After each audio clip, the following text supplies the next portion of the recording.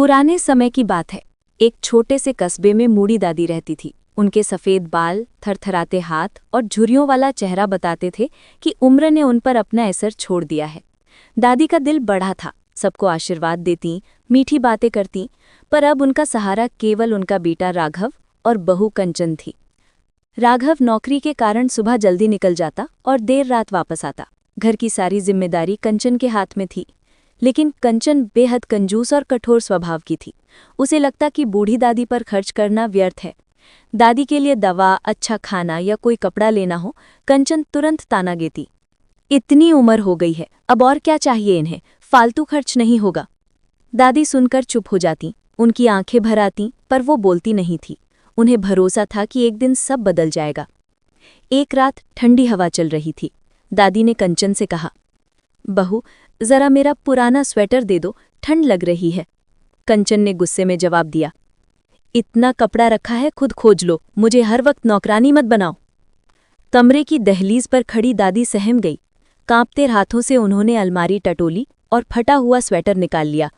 उन्होंने उसे ओढ़ा और धीरे से बत्ती बुझाकर लेट गईं, पर आंखों में नींद नहीं थी। दूसरी सुबह राघव ने देखा कि दादी हल्की सी बुखार में है। चिंता से बोला, अरे माँ, आपने मुझे बताया क्यों नहीं? दादी ने मुस्कुराकर कहा, कुछ नहीं बेटा, बस मौसम का असर है। पर राघव को कुछ ठीक नहीं लगा। उसने कंचन से पूछा, माँ को दवा दी थी? कंचन बोली, आप ही संभाल लो, मुझे और भी काम है, दवा पर इतना खर्च क्या जरूरी है? राघव स्तब्ध रह गया। उसे पहली बार समझ आया कि कंचन दादी के साथ कैसा व्यवहार करती है। वो चुपचाप दवा लेकर आया, दादी के पास बैठा और उनके पैर दबाने लगा। कुछ दिनों बाद राघव ने दादी को एक नया गर्म स्वेटर दिया। दादी की आंखें चमक उठी। ये मेरे लिए? हाँ माँ, आपके लिए, और अब से आपको किसी चीज की कमी नहीं रहने दूंगा, राघव ने दृढ़ आवाज में कहा। ये सुनकर कंचन को झटका लगा। राघव ने उसके सामने साफ कहा, माँ कोई बोझ नहीं, जिनके कारण हम हैं उनका सम्मान करना हमारा फर्ज है। अगर तुम ऐसा नहीं कर सकती तो अपने स्वभाव पर सोचो। कंचन पहली बार शर्मिंदा हुई। उसे यह एहसास हुआ कि लोभ और कंजूसी के कारण वो इंसानियत भूल चुकी थी। उसने दादी के पास जाकर धीमे स्वर में कहा, माँ, माफ कर दीजिए, आगे से ऐसा नहीं होगा।